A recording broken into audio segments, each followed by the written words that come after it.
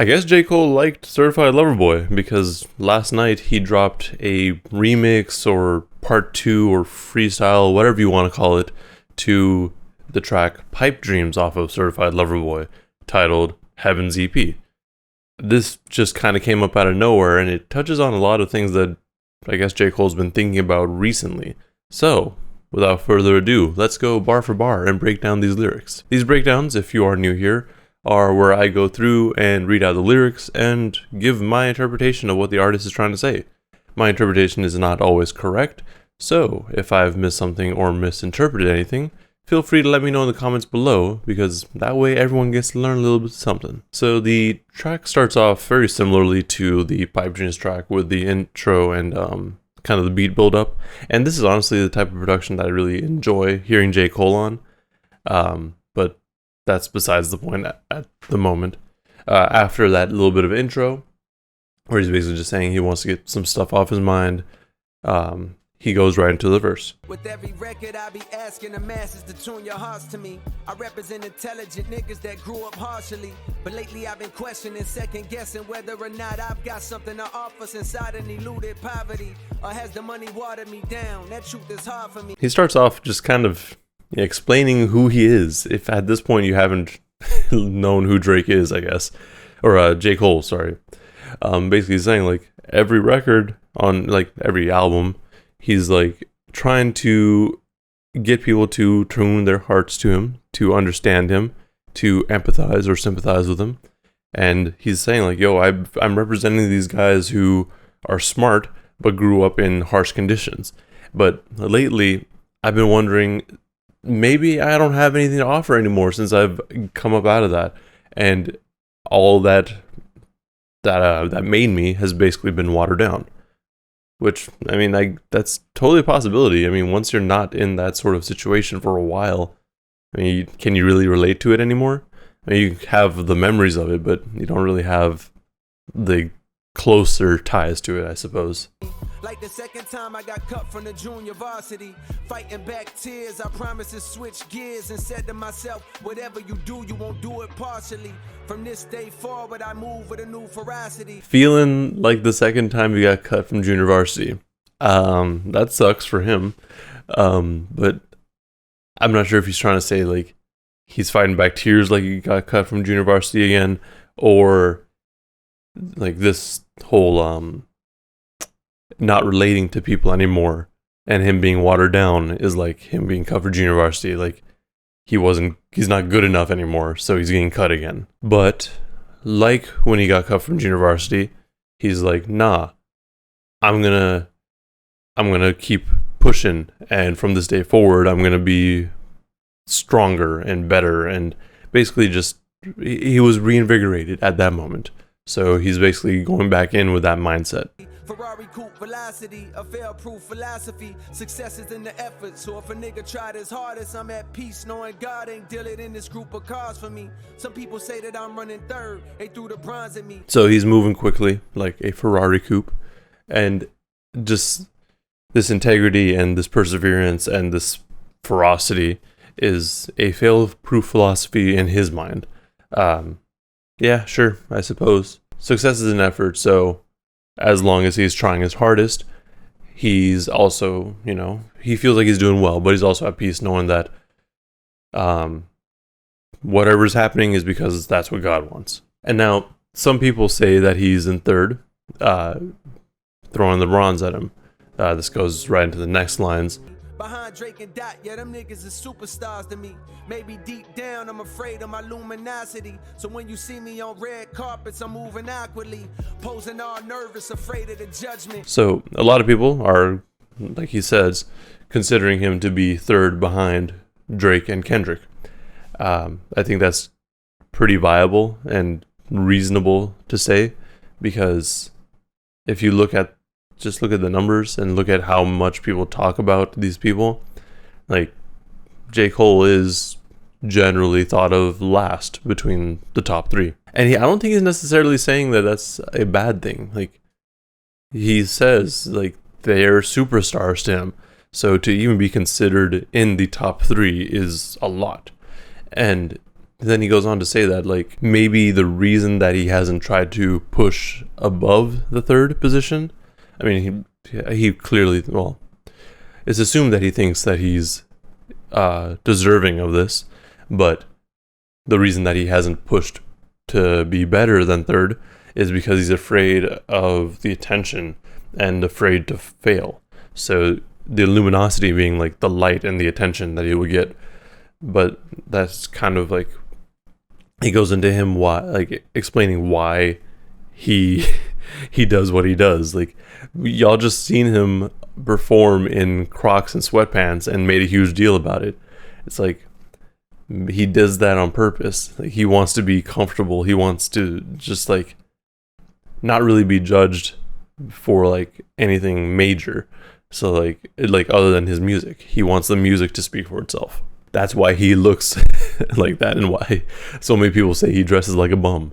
And the thought of showing too much of my day is repugnant. I be keeping my kids away from the gaze of the public, cause these days it feel like hate is their favorite subject. Fucking attitude like a young O'Shea with an AK. The thought of showing his day too much is repugnant. I mean, I don't blame him. So, I mean, him and Kendrick, I feel like, are on the same sort of wavelength there.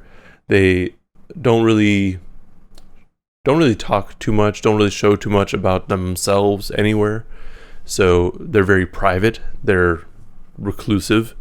And to be fair, like, that's something that's really hard to do when you're at that level of fame. People always want to know what you're doing because of social media being so easy to access these celebrities. Like, most celebrities are going to be posting all day, like on via their stories, tweeting, or just on their feed. So you're generally going to see what a lot of celebrities are doing. But these guys like to kind of move in silence and do their own thing and keep to themselves, really, which again is not the easiest thing to do. And that's also why he's like, I'm keeping my kids away from the public, which, to be fair, is also something that Drake tried to do until Pusha T called him out. But that was a whole another thing, because yeah, there's more to it than just that. And the reason he's keeping him like things to himself and keeping his kids away from the public eye is because the public likes to hate. That is their favorite subject right now. And he starts to refute or fight back, I guess, with a reference to Today Was a Good Day, with Ice Cube's AK reference. And then he keeps going on. Aimed at your brain, violating, I bust it. I don't play when it come to family, that's one thing I refuse. Pimping they kids out for views or just to be in the news can never be me. I piss in the celebrity tea. Continuing on, like I said, that Ice Cube line, he's taking that AK and aiming it at people who kind of either are hating, but also people who pimp their kids out for views, essentially. I don't know that he's going at anyone specific with that, but, you know, it is a possibility. There are a lot of famous kids, you could say. So maybe that's what he's going at, but I don't think he's going at necessarily anyone in particular here. It can never be me. I piss in the celebrity tea. That's not him. That's not what he wants to do. He's going against what people want to do sometimes, or what people expect from him. God with me on this record, this is Heaven's EP, the tale's official. The best nigga breathing, it just failed to hit you. You couldn't tell cause you fell for the bells and whistles, and that's an area I don't excel. God's with him on his record, like he kind of mentioned earlier in the track. And this is Heaven's EP. Heaven's EP being like, this is an EP between me and God. It is interesting that he titled the song Heaven's EP. I would expect maybe an actual EP, which actually, that'd be pretty dope if that was that sort of production that we'd be hearing on it. And like, I don't really care if it talks about God or not. Maybe my dumb ass was just like, maybe he was taking shots at Kanye because Kanye found God. No. That's stupid. Like, just let him be him. I don't think Cole would ever really go at Kanye like that. At least not like that. He goes at Kanye, but not for praising God. And then, yeah, he's just like, I've had all these tales are official, and I'm one of the best at it. You just missed it. Like, because I don't do all these fancy and flashy things. I don't have all the bells and whistles. I'm not like I'm not a fully loaded car. Like I don't need to. I'm just reliable. I got the basics.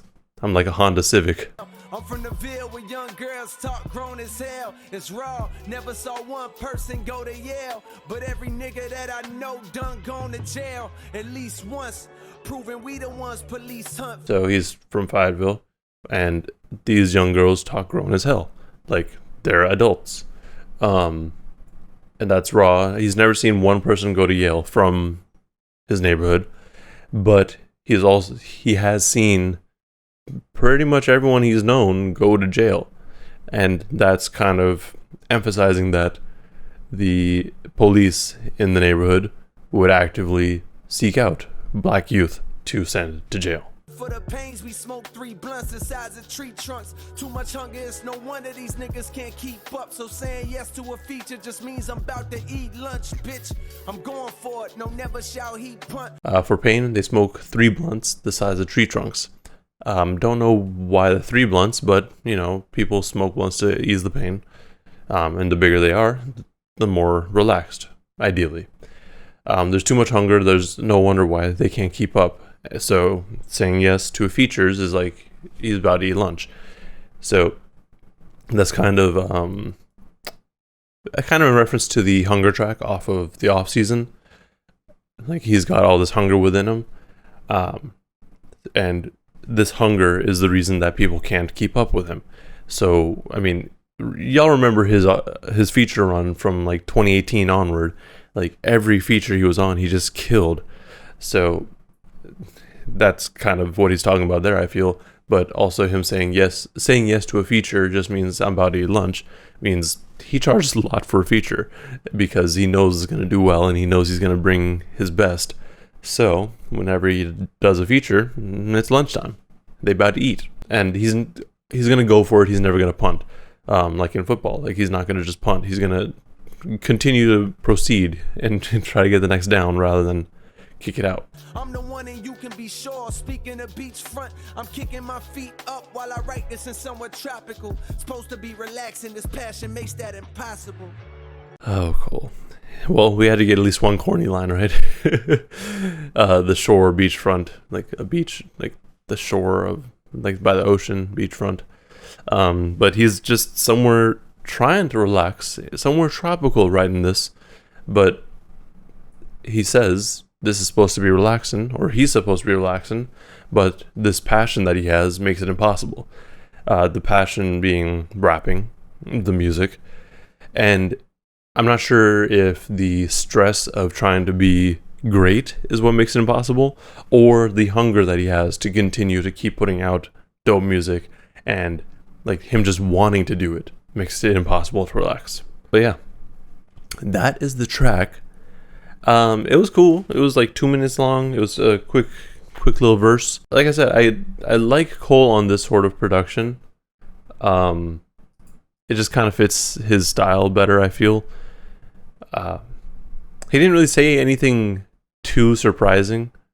Really, it was just kind of stuff that he would say normally. So we didn't get to learn anything new or really get any new ideas from him. The only thing that I guess we can pick out is that he doesn't want to pimp out his kids, which, to be fair, I don't think most people should. But yeah, there's not a whole lot that we've gained from this track that's new. I think Cole just heard this beat and he was like, yeah, I want to rap to it. And he had some things that he just wanted to talk about. So I wouldn't really think that this is going to be something I would hear on the Fall Off or anything like that. I think it's just a one-off track that he wanted to put out. But yeah, like I said, I want to see him on this sort of production more often. But we'll see. Let me know in the comments below, though, what you thought of this track and if I missed something or misinterpreted anything. Also, like and subscribe if you want to see more breakdowns and content like this. Thank you for watching, and please stay safe out there.